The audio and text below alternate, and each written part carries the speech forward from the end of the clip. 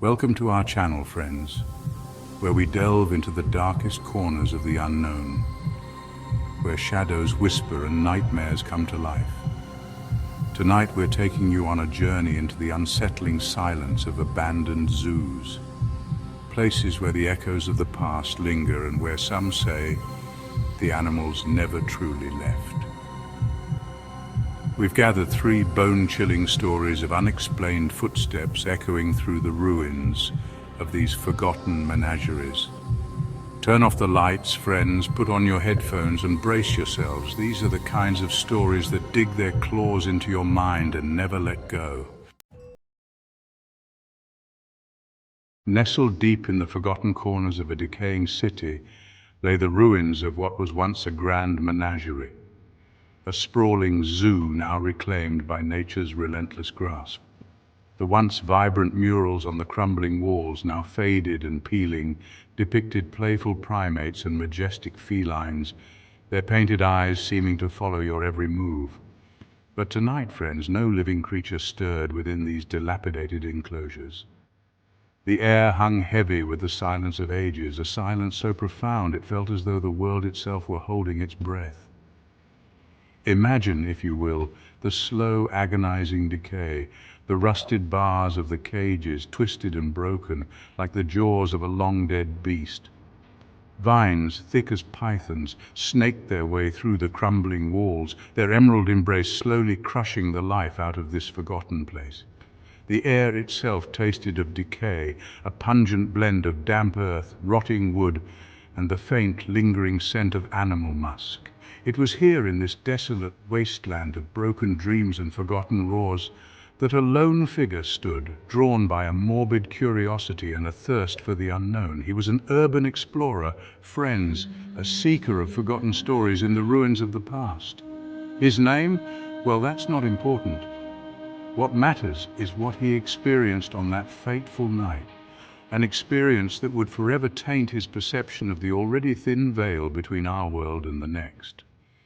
He stepped carefully through the overgrown pathways, his flashlight cutting through the oppressive darkness, illuminating broken toys scattered on the ground, remnants of a time when laughter, not silence, filled the air. Each step he took was punctuated by the crunch of shattered glass underfoot, a symphony of decay that played out beneath a sky devoid of stars. As he ventured deeper into the heart of the abandoned zoo, he couldn't shake the feeling that he was being watched, his skin crawling with an unseen gaze. The silence, once heavy, now felt charged with an unnerving energy, as if the very air itself vibrated with anticipation. He reached the dilapidated enclosure that once housed the king of the jungle, the lion. The air here felt different, thicker, as if laden with the memory of 1,000 roars. He shone his flashlight into the darkness, the beam revealing only crumbling walls adorned with faded murals of a majestic lion, its once vibrant colors now reduced to ghostly whispers of the past. It was then that he heard it, a slow, deliberate thud, thud, thud, echoing through the silence. Footsteps, heavy, measured, and undeniably close. His heart pounded in his chest, a frantic drum against his ribs. He froze, his breath catching in his throat. He slowly pivoted on his heel, his flashlight cutting through the darkness, desperate to find the source of the sound. But there was nothing there. Only the encroaching darkness and the relentless silence. The old city zoo, shrouded in darkness and whispered rumors, became a beacon for thrill seekers, daring each other to spend a night within its crumbling walls. Tonight, a group of friends, their youthful bravado fueled by adrenaline and internet hype, decided to tempt fate. Armed with cameras, flashlights, and a healthy dose of nervous excitement, they scaled the rusted fence, their laughter echoing in the stillness like a challenge to the unseen. The air hung heavy with the weight of the past, the stench of decay clinging to their clothes as they ventured deeper into the heart of the abandoned zoo. The moon, a pale disk obscured by a veil of clouds, cast long, distorted shadows that danced and writhed around them, transforming the familiar into something grotesque and sinister. They reached the primate enclosure, its once vibrant murals now reduced to ghostly images of playful chimpanzees and brooding gorillas. The rusted bars of the cages stood as silent sentinels, their presence a stark reminder of the creatures that once called this desolate place home. As they moved through the decaying structures, a sense of unease settled over the group. The laughter died down, replaced by hushed whispers and nervous glances over their shoulders.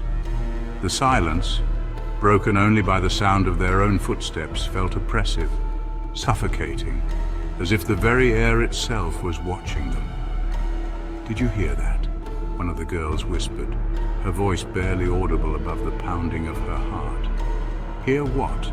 another member of the group replied, his voice strained, trying to mask his own growing apprehension. "That footstep," she said, her eyes wide with fear. It sounded close. They listened intently, their breath catching in their throats as the silence stretched on, thick and heavy. Just when they thought it was their imaginations playing tricks on them, they heard it again, a distinct, heavy thud. Thud, thud, echoing through the stillness. It wasn't the sound of their own footsteps. They had stopped moving, their bodies frozen in place, their senses on high alert. This was something else. Something was following them. "Let's get out of here," one of the boys said, his voice betraying his fear. They turned to leave, their pace quickening with each echoing thud of the unseen footsteps pursuing them. The once exhilarating thrill of exploration had morphed into a primal urge to escape, to break free from the suffocating grip of the abandoned zoo.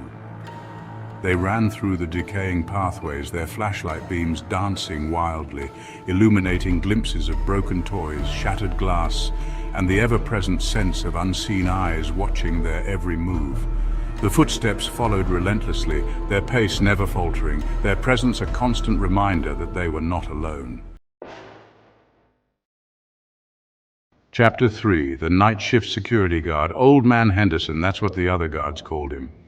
He'd been the night watchman at the city's edge for longer than anyone could remember, a silent guardian of a place forgotten by time and light.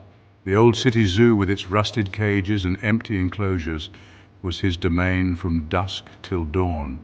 Most nights were quiet, the only sounds the wind whistling through broken windows and his own footsteps echoing on the cracked asphalt. But some nights were different. He remembered the first time he heard it. It was a humid summer night, the air thick with the smell of stagnant water and the distant rumble of thunder.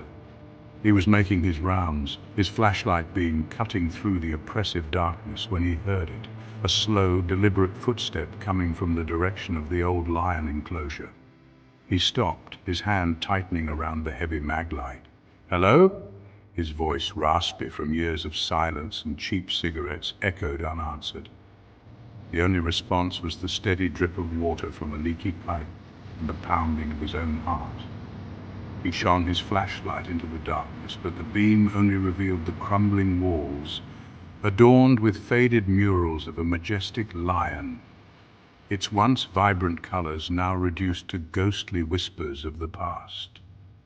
He chalked it up to his imagination, the tricks that shadows and silence could play on an old man's mind. But the footsteps continued. Every night, a little louder, a little closer, always seeming to originate from a different part of the abandoned zoo. He'd hear the heavy thud on the metal stairs leading to the observation deck, the scrape on the concrete floor of the reptile house, even the distinct click of claws on the tile floor of the old primate enclosure. Each night, he'd tell himself it was just the wind or stray animals seeking shelter, but deep down a cold dread settled in his gut. It was as if whatever was out there was toying with him, herding him, keeping him confined to his lonely vigil. One particularly stormy night, as lightning split the sky and thunder rattled the old cages, Old Man Henderson decided he couldn't take it anymore. He was going to find out what was stalking him, what was haunting the ruins of the old city zoo. He grabbed his heavy maglite and a rusty tire iron he kept under the desk, his knuckles white as he gripped the cold, hard metal. He walked with a newfound purpose, his boots echoing on the pavement, the rhythmic thud a challenge to the unseen. He started at the lion enclosure, the place where he'd first heard the footsteps. The wind howled around him, whipping his thin jacket, but he pressed on, his flashlight beam cutting through the driving rain.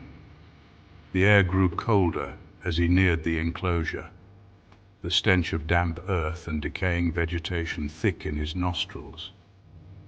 He shone his flashlight into the darkness, expecting to see nothing, but this time something was different.